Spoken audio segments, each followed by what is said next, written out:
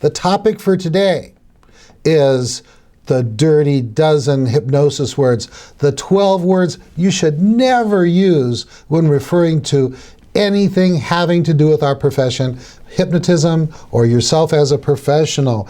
All right, if you're watching this anywhere except calbanyan.com, you want to go there right now, because right there on calbanyan.com, we have all the videos, over 400 hypnosis training videos just like this one. And we also have additional text, images, and links to supporting information. It's just where you got to go. Go to calbanyan.com. All right, let's get this thing rolling. I'll tell you what. So, Brenda is my co-host. She's back. So glad to have her back. And let me tell you about Brenda. She's smart, she's delightful, she knows a lot about hypnosis. She helps me supervise students in the practice time when we have our classes here at the Banyan Hypnosis Center. That's right, when you take our classes at the Banyan Hypnosis Center, like the Banyan Hypnosis Certification Super Course, guess what? Every morning, every night, you get to practice what you learned that day. All right, let's see here. Let me tell you about Brenda. She has a bachelor's degree in sociology, a master's degree in criminology. If there was such thing as the Hypno Police, I'd put her in charge. Let's see, she sees clients every week at our center. She not just talks the talk. She doesn't just train people. She doesn't just help with things around the office. She sees clients. She sees so many clients. She's got clients going in and out of her office. That's just amazing. How you doing, Brenda? I'm doing great, Cal. It's great to be back here on the podcast. I know I have definitely been busy over the last couple of months, but it's nice to have some time today to be here on the podcast. So before we continue, I want to introduce everybody to you. Cal Banyan is the hypnosis celebrity and authority. He's received almost every award and recognition in the profession bestowed by the National Guild of Hypnotists. His books, Hypnosis and Hypnotherapy, as well as The Secret Language of Feelings, have made him an authority in hypnosis that works. And thankfully it works, because like we said, I know how much impact he's made on me in my career as a hypnotist and a hypnotherapist. Cal's a trainer of some of the best of the profession. He's speaking, training, doing all kinds of work to elevate the profession, making public appearances, and of course these podcasts, over 450 podcasts available here on the internet to provide great nuggets of information for those of you out there to continue your ongoing learning, education, so that you can all be the best of the best as well. And so I'm glad to be here today to talk about those dirty dozen today. How about that, Cal? You know what? I got 12 words, phrases, concepts that we got to stamp out of the profession, and I want you to stick with me to the last one, because I think you're going to get excited about that. All right, number one, you got to get rid of it. We got to get rid of the idea of being under hypnosis. You hear it all the time. Yeah, I've heard hypnotists talk about that way. I've heard psychologists. Let's put them under hypnosis. The problem with that is, Brenda, can you think of anything that's wrong with the word under as far as hypnosis? Well, one of the things that I can think about right away is that being under somebody else's control. Absolutely. And you know what else? How about under a spell? Ooh. Yeah. There's nothing positive or even accurate about the term under. So we need to just wipe it out of the profession. Get it out of our books, get it out of our promotional materials, stop using it. We don't put them under. The other thing that people go under is what? Anesthesia. You know, so we got to get rid of that word. Nothing good about it at all. Can you think of any good reason to keep under in our profession? I sure can't. All right, good. Hey, you guys are listening to this, please leave comments. Right below, we got a place for comments. If you can think of another word we got to get rid of, or if you think we're wrong by saying these words have got to be gone, get them out of the textbooks, get them out of all training, wipe them away. Absolutely reject them. All right, next is susceptible. Let's find out how susceptible you are to hypnosis. Oh, I see this in research all the time. They will divide clients or subjects into those who are susceptible to hypnotism and those who are not susceptible. And when you hear the word susceptible, what does that make you think about, Brenda? Ooh,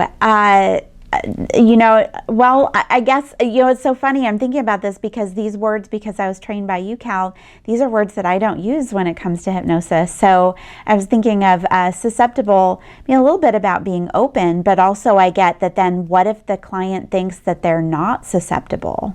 So I looked into this, I should also give you alternative words. Instead of under hypnosis, we'll use induce hypnosis. Instead of susceptibility, see, susceptibility, according to the dictionary, says it implies harm. That, for example, you become susceptible to a disease, susceptible to some kind of, negative influence.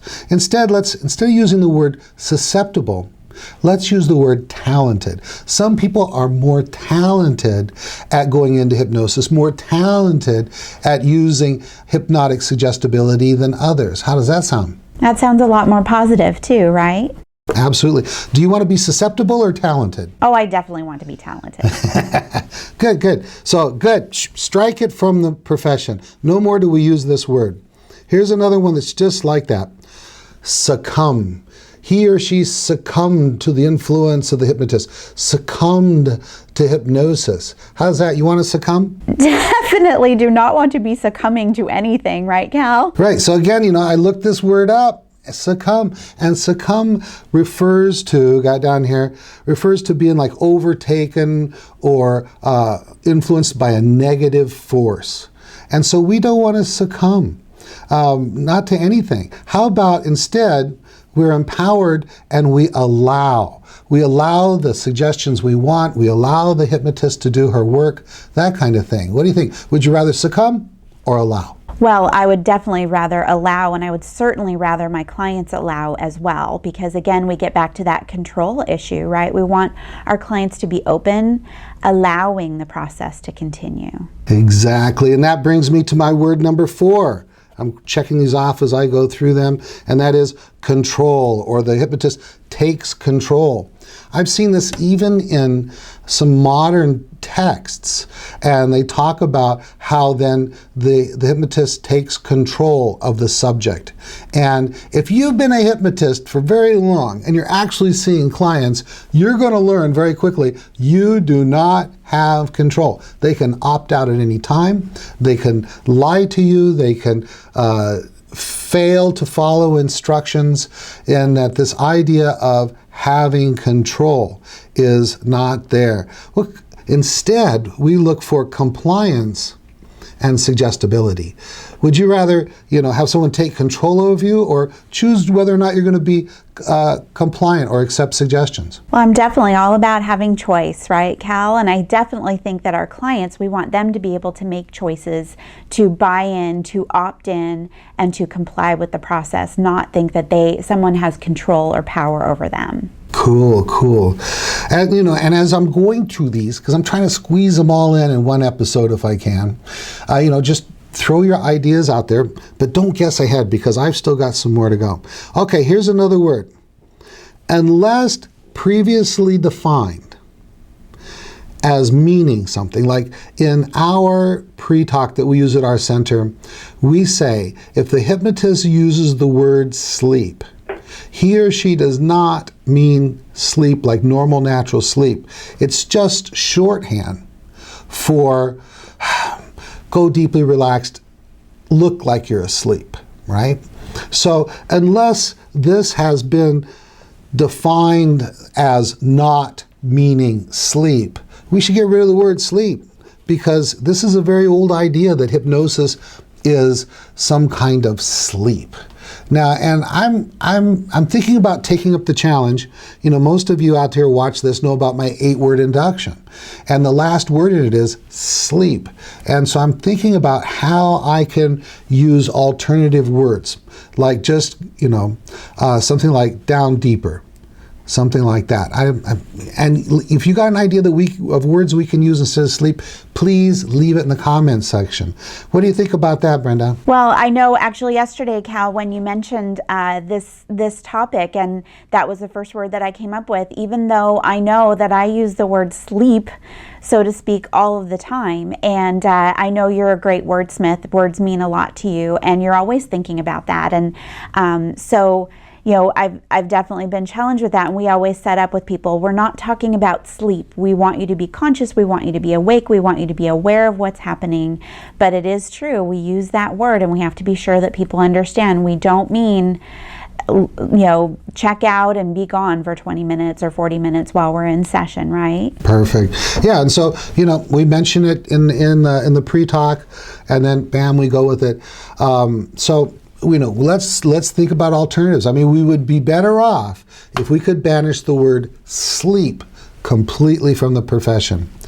All right, good. So, if we don't use the word sleep, then we should get rid of the word awaken or wake up, because like people when they emerge, they'll say, okay, like count from 1 to 3, I want you to wake up. And the problem with wake up or awaken is it implies that you should have been asleep.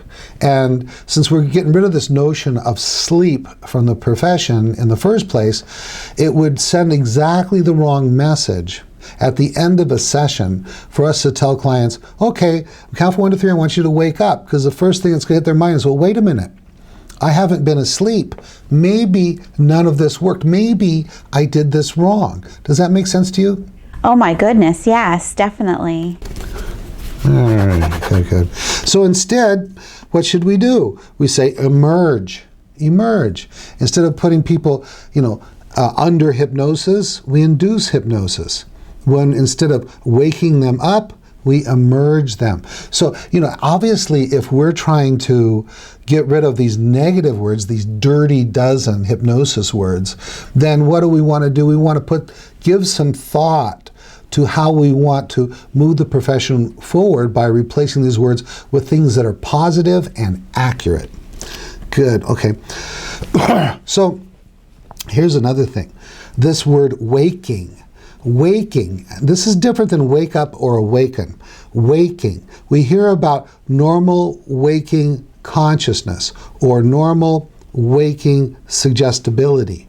And it's time for us to get rid of that word waking, because once again, it implies that when we do hypnosis, we do sleep.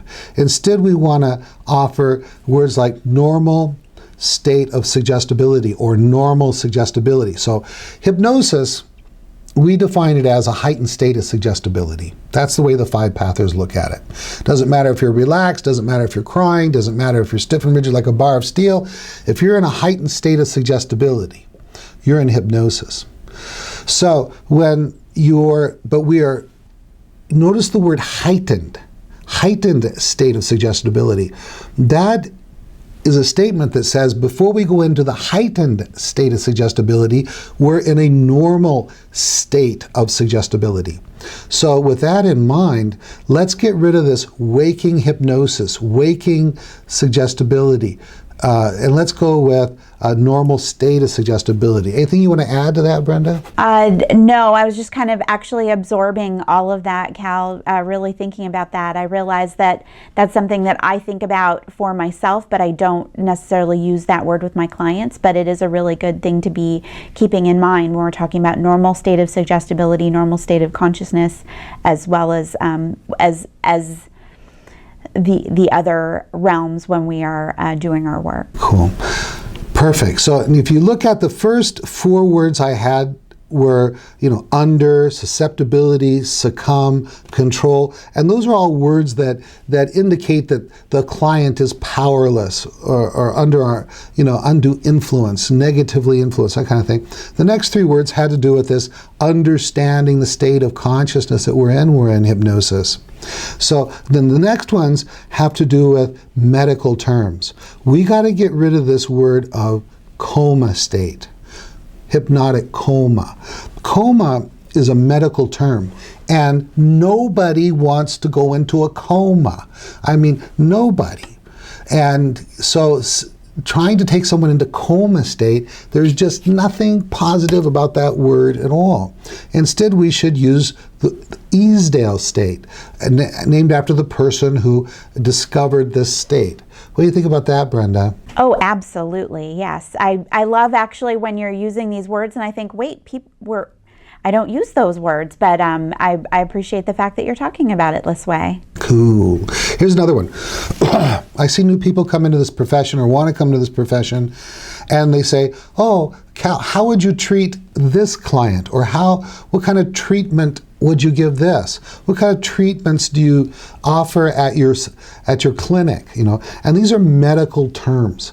And hypnotists don't treat people. That's what medical professionals do. They provide a treatment. They do a diagnosis, and the diagnosis indicates treatment. They have their own world.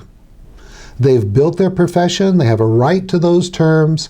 Let's not us use them. Those are medical terms. We're going to get rid of treatment and treat. Instead, we're going to say, I work with so-and-so, or I help so-and-so. I help people with hypnosis. I did some age regression work. I did some parts work. And so let's, as much as we can, get away from this kind of loose association with medicine. We're not doctors. We're not pharmacists. We don't want to be associated with that. By the way, a lot of the people that we work with have tried everything else. They tried the books, they tried the CDs, all that self-help stuff. They've seen counselors, they've seen the priest, they've certainly gone to the doctor. And when all that fails, we don't want to keep using the same kind of failed vocabulary. We want to offer them something different, okay? I'm going to help you. I'm going to work with you. I have a completely different thing to offer you. And when they hear that, it's like, oh, wow, that's good. Because if you just keep doing what they've been doing, they're going to keep getting what they've been getting. What do you think about that, Brenda? Exactly. We are definitely here as the people who, people have tried everything else. And so, definitely, sorry, I was trying to think of something more brilliant to say. I was noticing my clock, Cal. We are getting a little long in the time. Yep. Do you want to continue, or do you want to... Nope, I want to power forward. All right. Because the next two terms are really in the same vein. Oh, good. We also don't want to use the word patient. Because doctors and nurses, psychiatrists, medical people have patients. We have clients, people who hire us as consulting hypnotists, or in some cases hypnotherapists. And so that is a client who has hired us. We're not treating them. And also the next word, so number 10 was patient, number 11 is clinic. People say, Cal, what kind of service do you offer your clinic? Where's your clinic? And I don't have a clinic. Clinic is a place where medical work is done. Instead, say my office, if you're the lone hypnotist. If you have 2 or more hypnotists that come together, then you have a center. So I'd like to offer that. So it's in the same vein. Now here's the big one. Here's the big one, and I want your comments about this. Absolutely, completely, without even a second thought, reject the label lay hypnotist. If you've been through my course or any really good course, like 100 hours or more, okay, you are not a lay hypnotist, especially if you are actually using what you've learned, you had good quality training, and you continue to grow in the profession. You are not a lay hypnotist.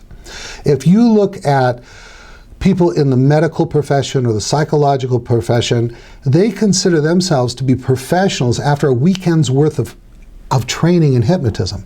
That's right, certification in some of those other professions, within their profession, is like a weekend certification. Our students spend 2 weeks here, over 100 hours. And, they're doing 12 hours a day in class and studying, doing the work, and then go into a situation where they're continuing studying study materials, seeing clients. And so absolutely, completely, without hesitation, reject the term lay hypnotist if you are certified and you have been trained. If anyone deserves the term lay hypnotist, it is the doctor or the physician who's only had a weekend certification, or anyone that's only had 8 to 16 hours certification. Do it on the side. Someone that does it on the side, like they're a medical doctor and they dabble in hypnosis, or they're a psychologist and they dabble in hypnosis. Those are the lay hypnotists.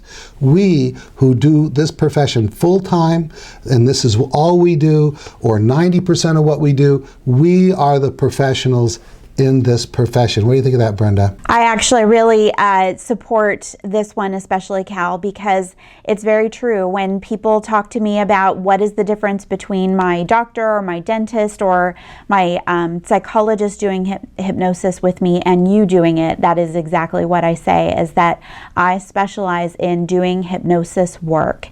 And that is my primary modality. It's what I'm trained to do. It's what I do all day, every day with my clients. And so I think that that is a really great way to approach that term. I'm a professional hypnotist.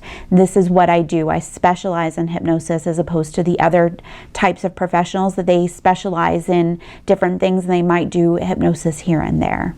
Great point. Awesome. What an information-packed episode. Thank you so much, Brenda.